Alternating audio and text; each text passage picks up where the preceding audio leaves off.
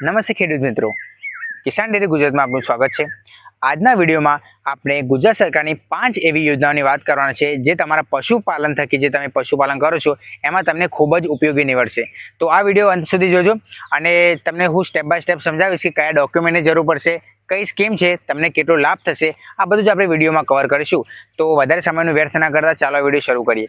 સૌપ્રથમ જો હું તમને વાત કરું તો પહેલી આપણી યોજના છે એ છે પાવર ડ્રાઈવન ચાપ કટર। એને ગુજરાતીમાં કહેવાય કે જે વિદ્યુત સંચાલિત ચાપ કટર મશીન હોય છે, જે આપણે અત્યારે તમે બાજુમાં ઘાસ જોઈ શકો છો। આ બુલેટ ઘાસ હોય કે પછી તમારો કોઈ પણ ઘાસ ચારો એમના નાના નાના ટુકડાઓમાં જે વિભાજિત કરે છે અને તેમને આપણે પશુઓમાં નાખીએ છીએ, જેના કારણે તેમનું પચન શક્તિ પણ સારી રહે છે અને બીજો કોઈ પણ ઘાસચારાનો બગાડ પણ થતો નથી। એ ખૂબ જ સરસ કહેવાય। એના કારણે આ જે સ્કીમ છે એમાં તમને વધુમાં વધુ આપણે વાત કરીએ તો જે સ્કીમના યોજના છે એ આ પ્રકારે કંઈક મળવાની છે કે તમને આમાં ખરીદ કિંમતના 75% અથવા 42,000 રૂપિયા બેમાંથી જે ઓછું હોય તે સહાય મળવાપાત્ર છે।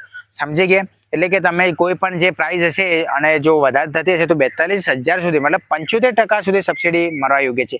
હવે એવરેજ ભાવ કટરનો જોઈએ તો 35,000 થી 40,000 રૂપિયા અંદાજિત હોય છે ચાપ કટરનો।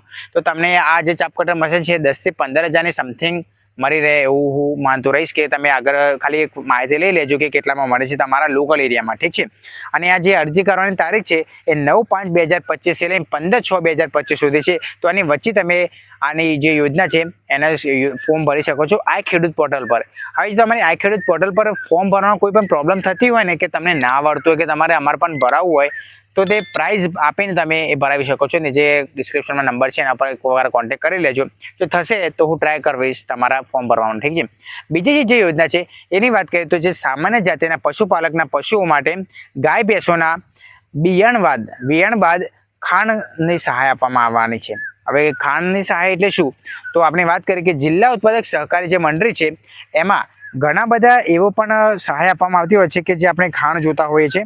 તો આ ખાંડમાં આપણે મહત્વની જે વાત કરીએ તો આપણે વાર્ષિક પ્રતિ પશુપાલક કુટુંબ દીઠ એક વખત સહાય મળવાપાત્ર છે। આ તો ધ્યાન રાખજો, બરોબર।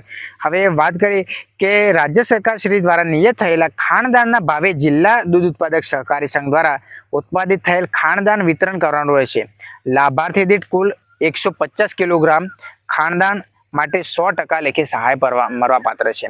હવે આમાં તમે જોઈ શકો છો કે જે આપણે ખાણદાન કહીએ એ મળવાપાત્ર છે। સામાન્ય જાતિ માટે આપણે ખાલી એવરેજ રેશિયો રાખીએ ને તો એને પણ આટલું મળવાપાત્ર છે। એની જે અરજીની તારીખ છે તે 9/5/2025 થી લઈને 15/6/2025 છે। તો આ તમારે ખૂબ જ યોગ્ય છે કે આટલા તારીખની વચ્ચે જો તમે કરી દેશો, જેટલું ઝડપી બને એટલું તમારી યોજનાનું અરજી કરવાની રહેશે, તેનાથી તમને વધુમાં વધુ ફાયદો મળતો રહે, ઠીક છે। હવે આપણે જઈએ છીએ આગળ ત્રીજા નંબરની યોજના તરફ। અને જે ત્રીજા નંબરની યોજના છે 50 દુધાળા પશુઓની કાંકરેજ અને ગીર ગાયને લેવા માટેની સહાય યોજના છે। જેમાં હું તમને મોટું કહું તો પશુપાલન થકી સ્વરોજગારી હેતુસર 50 દુધાળા પશુઓ કાંકરેજ અને ગીર ગાયના ડેરી ફાર્મની સ્થાપના માટેની સહાય યોજના છે। એટલે કે તમારા મગજમાં વિચાર આવતો હોય કે ભાઈ મારે કાંકરેજ કે પછી ગીર ગાયોનો એક ફાર્મ બનાવો છે 50 ગાયોનો, તો 50 ગાયોનો એસ્ટાબ્લિશ કરવા માટે તમને ગુજરાત સરકાર દ્વારા બહુ જ સારી એવી યોજનાનો ભાગરૂપે મળવાપાત્ર છે। હવે આમાં તમને મોટું શું મળશે એવું આપણે વિડીયોમાં આગળ બતાવું તો જુઓ, 2025-26માં ધિરાણ પર વ્યાજ સહાય મળવાપાત્ર છે। તો પશુપાલકે સ્વસહાય યોજના જૂથ નાણાકીય સંસ્થા બેંકમાંથી ધિરાણ અંગેની મંજૂરી મેળવ્યા બાદ આ ખેડૂત પોર્ટલ પર અરજી કરવાની રહેશે, ઠીક છે। પશુઓની ખરીદી માટે બેંક દ્વારા કરેલ ધિરાણ અથવા નાબાર્ડ દ્વારા નિયત થયેલ યુનિટ કોસ્ટ બંનેમાંથી જે ઓછું રકમ એટલે કે 7.5% વ્યાજ સહાય 5 વર્ષ સુધી મળવાપાત્ર રહેશે।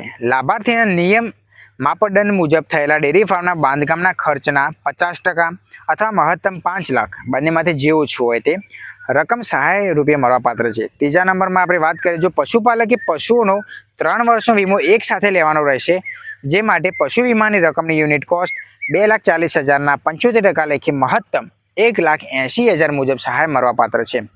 હવે એક એવી પણ વસ્તુ છે કે ઇલેક્ટ્રિક ચાપ કટર પર યુનિટ કોસ્ટ એટલે કે 40,000 અથવા એના 75% લેખે 30,000ની ફોગર કિટ અને 75% લેખે મહત્તમ 22,500 મિલ્ક મશીન યુનિટ પર પણ તમને આ જે યોજના છે એને સહાય મળવાપાત્ર છે। તો આ બધી જે આપણે તમને વાત કરી કે 5 લાખની અંદર બધો સમાવેશ થઈ જાય છે, તો એના અલગ અલગ ઘટકો છે। કે પર્સનલી આપણે ફોગર કિટની વાત કરીએ કે મિલ્કિંગ મશીનની વાત કરીએ તો એમાં કેટલા પૈસા તમને મળશે એ બધું તમને ડિવાઈડ કરીને આપેલું છે. તો તમે એની વધુ માહિતી માટે તમે આખો એમનો જે ઇસ્તિહાબ છે મતલબ ડોક્યુમેન્ટ છે તે તમે વાંચી શકો છો. હવે આપણે વાત કરીએ ચોથા નંબરની યોજના તરફ. ચાલો જાણીએ.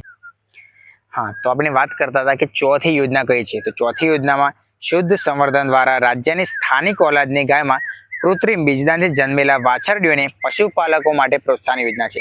આ પ્રોત્સાહન યોજનામાં તમને શું ફાયદો થશે ચાલો જાણીએ. સૌપ્રથમ કૃત્રિમ બીજ દ્વારા જન્મેલા શુદ્ધ સંવર્ધન 11 માસથી ઓછી ઉંમરના માદા વાછરડી પર પશુપાલકોને વધુમાં વધુ એક વાછરડી પર, એટલે કે જો તમારે એક વાછરડી હશે તો એના પર તમને વાછરડી પ્રતિ દર 3000ની જે યોજના છે એ તમને મળવાપાત્ર છે. આ સ્કીમમાં તમને સહાય મળવાપાત્રની તારીખ 9/5 થી લઈને 15/6 સુધી છે. હવે આમાં એ વસ્તુ એવી કહી શકાય કે જો તમે આપણે લોકલ એરિયામાં પશુ આપણે જે લાવતા હોય એમાં તમે કૃત્રિમ બીજદાન કરતા હોય અને એના પછી જે વાછરડીના એક વાછરડી પર તમને 3000ની યોજના મળવાપાત્ર છે. તો તેનો તમે આનો પણ લાભ ઉઠાવી શકો છો. આ જે બધી જ આપણે લાભ હું તમને કહું છું ને તમે બે જગ્યાએથી ઉઠાવી શકો છો. કાં તો તમે કોઈ CSC સેન્ટર તરફ જઈ શકો છો, કાં તો તમે કોઈ ગામમાં રહેતા હોય તો ત્યાં તમે વાત કરી શકો છો કે કોમ્પ્યુટર ઓપરેટર જોડે કે ભાઈ આમાં કઈ સ્કીમ છે, તમને કઈ સ્કીમ મળવાપાત્ર છે અને તમારા માટે કઈ સારી રહેશે. તમારે પહેલાં આ વિડીયો જોયા પછી તમને એક અંદાજો તો આવી જશે કે ભાઈ મારે આરી સ્કીમ જોવી છે. ધારો કે ચાપ કટર મને સૌથી સરસ લાગી આમાં સ્કીમમાં. ચાપ કટર એક એવી વસ્તુ છે ને કે આપણે બધાના ઘાસચારાઓ હોય કે બધુંમાં આપણે જરૂર પડતી હોય. એક સામાન્ય ખેડૂતને પણ જો ચાપ કટર યોજનામાં શું છે કે 75% સુધી સબસિડી છે તો બેટર કહેવાય એમ. અને જો આપણે બીજી રીતે વાત કરીએ ને તો બીજી ઘણી બધી સ્કીમો, ધારો કે 50 કાંકરેજ અને ગીર ગાયોનો પણ ઘણા ખેડૂતો ત્યાં સુધી પહોંચી ના પણ શકતા હોય તો એમના માટે વધારે નહીં પણ એમાં 5 લાખની યોજના તો છે. પણ જોઈ શકો તમારા માટે કઈ યોગ્ય છે તમારે વધુ જાણવા છે માટે છે, બરોબર. હવે જે આપણે ચોથા નંબરની યોજનાની વાત કરતા હતા ને તો આ ચોથા નંબરની યોજના આપણે તમને વાત કરી 3000 રૂપિયા વાછરડી દીઠ મળવાપાત્ર છે. તો આ તમે લાભ ઉઠાવી શકો છો અને ડિસ્ક્રિપ્શનમાં તો માહિતી છે, તમે એકવાર ચેક તો કરી લેજો. હવે આ બધી જ માહિતી પ્રત્યે હવે આપણે છેલ્લી જે માહિતી છે, છેલ્લી જે યોજના છે એના વિશે વાત કરવાની છે. તો આ જે છેલ્લી યોજના છે એમાં ઘણા બધા ખેડૂતોનો લાભ મેળવાપાત્ર છે, કારણ કે એમાં 1 થી 20 દુધાળા પશુનું એકમની સ્થાપના માટે રાજ્યના પશુપાલકોને 12% વ્યાજ સહાય આપવામાં આવે છે.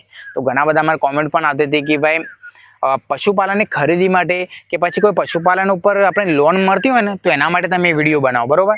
અને આ જે લોન છે ને એ સરકાર દ્વારા યોજનામાં મળવાપાત્ર છે. તો એના માટે તમારે આ વિડીયો જોજો. આગળ હું તમને માહિતી આપું છું કે કઈ રીતના તમારે આમાં શું કરવાનું છે.